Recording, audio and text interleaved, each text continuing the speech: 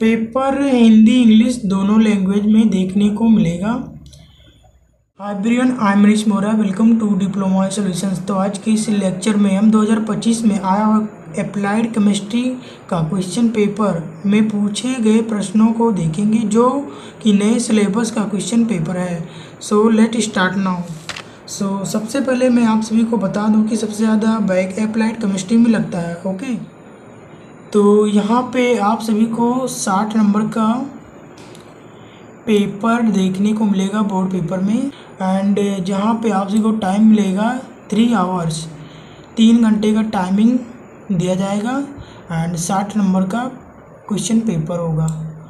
Applied chemistry, code number 4103। Paper Hindi English दोनों language में देखने को मिलेगा।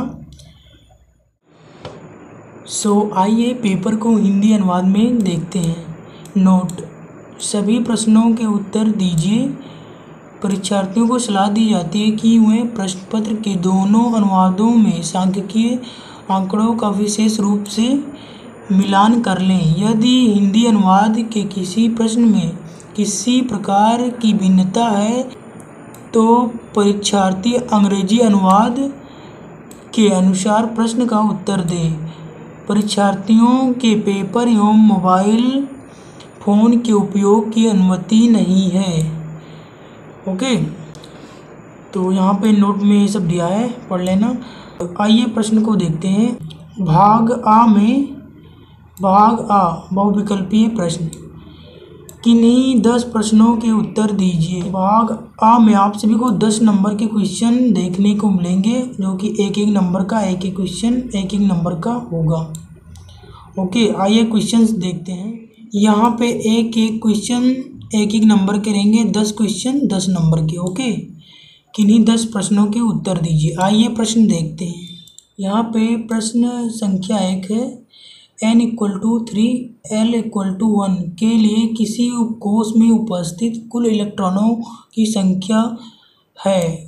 आ है 8, बा है 6, सा है 18 एंड दा है 32। इसमें से राइट आंसर सभी लोग कमेंट करेंगे। इसमें से कौन सा सही है सभी लोग कमेंट कर देंगे। ओके, प्रश्न संख्या 2, निम्नलिखित में से किसमें अयुग्मित इलेक्ट्रॉन उपस्थित नहीं है। B2 N2O2 एंड दा है O2-, यहाँ पे माइनस लगा हुआ है, एंड N पे प्लस चार्ज एंड O पे -चार्ज। ओके, तो प्रश्न संख्या 2 का उत्तर सभी लोग कमेंट कर देंगे।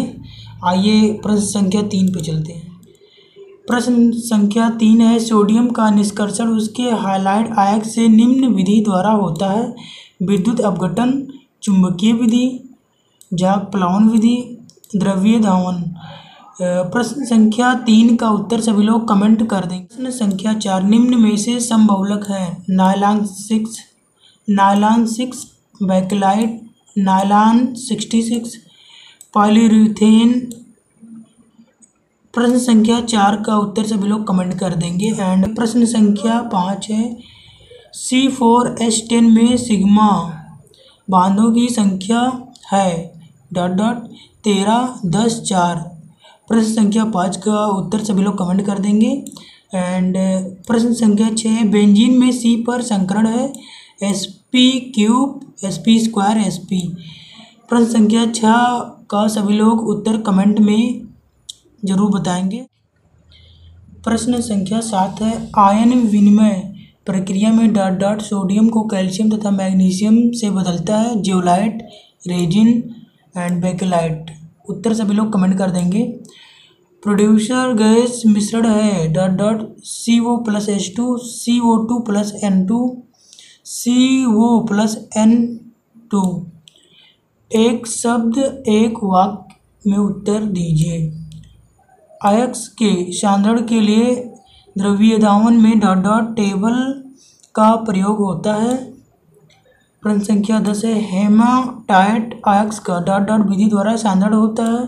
प्रश्न संख्या 11 ... नियम गैसों की द्रव में विलेयता का वर्णन करता है। प्रश्न संख्या 12 है, ड्यूलरे लुमिन ... धातु का आयस्क है।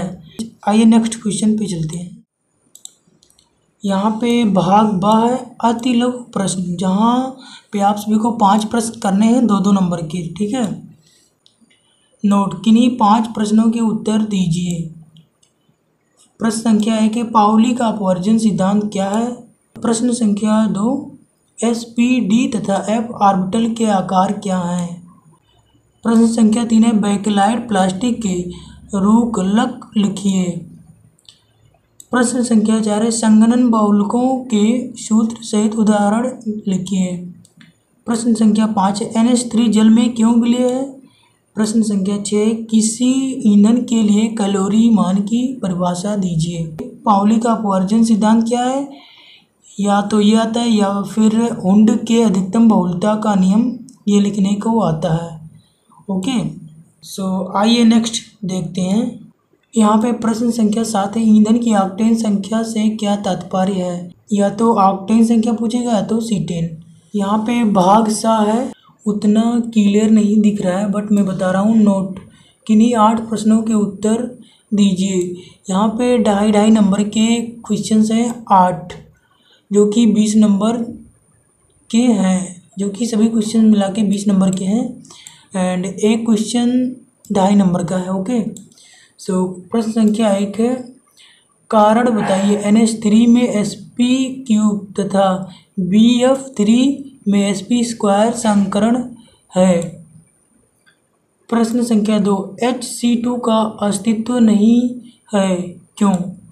प्रश्न संख्या 3 स्नेह के लिए फायर पॉइंट क्या होता है। प्रश्न संख्या 4 संक्षारण से आप क्या समझते हैं, संक्षारण से बचाव कैसे किया जा सकता है। थर्मोस्टेटिक बहुलक क्या होते हैं, किसी एक का उदाहरण दीजिए। तो इस तरह से क्वेश्चन पूछे जाते हैं पेपर में। आइए क्वेश्चन नंबर 6 को देखते। प्रश्न संख्या 6 स्कंदन द्वारा म्यूनिसिपल पानी का उपचार किस प्रकार से किया जाता है, वर्णन कीजिए। HCV तथा LCV को परिभाषित कीजिए। प्रश्न संख्या 8 है झाग प्लावन विधि की व्याख्या कीजिए। और यहाँ पे एक न्यूमेरिकल आया है, आइए देखते हैं अच्छे से। प्रश्न संख्या 9 5 ग्राम ईंधन संपूर्ण दहन होने पर 3,20,000 किलो जूल ऊष्मा ऊर्जा देता है, इसकी कैलोरी मान की गणना कीजिए। तो इस तरह से बोर्ड पेपर में क्वेश्चंस पूछे जाते हैं एंड इसीलिए सबसे ज़्यादा बैक अप्लाइड केमिस्ट्री में लगता है। आइए नेक्स्ट देखते हैं। क्वेश्चन सही से दिख नहीं रहा था इसलिए मैंने टाइपिंग कर लिया है। प्रश्न संख्या 10 है जल की कठोरता क्या होती है। जल में कठोरता उत्पन्न करने वाले लवण कौन कौन से हैं। या तो इस तरह से आता है जल की कठोरता, या तो सॉफ्ट वाटर या तो हार्ड वाटर, दोनों में से एक आता ही आता है। ओके, मृदु जल, कठोर जल। आइए नेक्स्ट देखते हैं। यहाँ पे भाग द है दीर्घ प्रश्न, जो कि एक प्रश्न 5 नंबर का है एंड 4 प्रश्न हम सभी को करना है पेपर में। 4 प्रश्न करना है, एक प्रश्न 5 नंबर का रहेगा इक्वल टू 20 नंबर का भाग द है। आइए देखते हैं प्रश्न संख्या 1। किन्हीं 4 प्रश्नों के उत्तर दीजिए। प्रश्न संख्या 1 है बॉक्साइट अयस्क से एल्यूमीनियम के निष्कर्षण की विधि का वर्णन कीजिए। तो यहाँ पे 5 नंबर के प्रश्न 2 पेज में मिनिमम लिखना ही लिखना है। ओके, नहीं तो बहुत ही कम नंबर मिलेगा। प्रश्न संख्या 2 है जल की मृदुलता के लिए जियोलाइट विधि का वर्णन कीजिए। ये क्वेश्चन पेपर में बार बार पूछा जाता है। ओके, आइए नेक्स्ट क्वेश्चन देखते हैं। प्रश्न संख्या 3 योगात्मक एवं संघनन बहुलकीकरण की व्याख्या कीजिए एवं उनकी क्रिया विधि बताइए। ये पेपर में बार बार रिपीट होता है क्वेश्चन। आइए क्वेश्चन नेक्स्ट देखिए। यहाँ पे प्रश्न संख्या 4 है कोल के एक नमूने में 70% सी कार्बन, 8% है O, 10% है H, 3% है N, 2% है S तथा 7% राख है। डुलोंग सूत्र का प्रयोग करते हुए HCV तथा LCV की गणना कीजिए।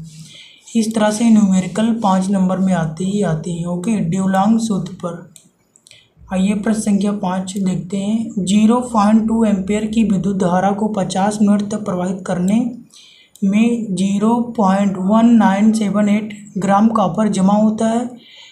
कॉपर के विद्युत रासायनिक तुल्यांक की गणना कीजिए। तो इस तरह से आप सभी के पेपर में क्वेश्चंस आते हैं एंड ये 2025 में आया हुआ क्वेश्चन पेपर है।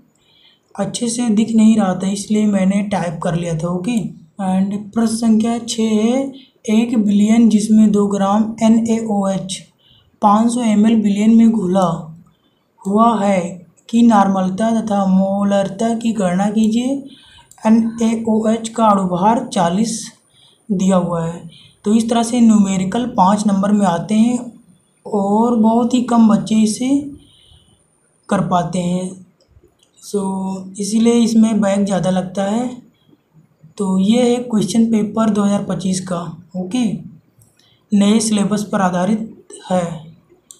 तो वीडियो को लाइक कर देंगे एंड चैनल को सब्सक्राइब कर लेंगे। मिलते हैं नेक्स्ट वीडियो में, तब तक के लिए बाय बाय।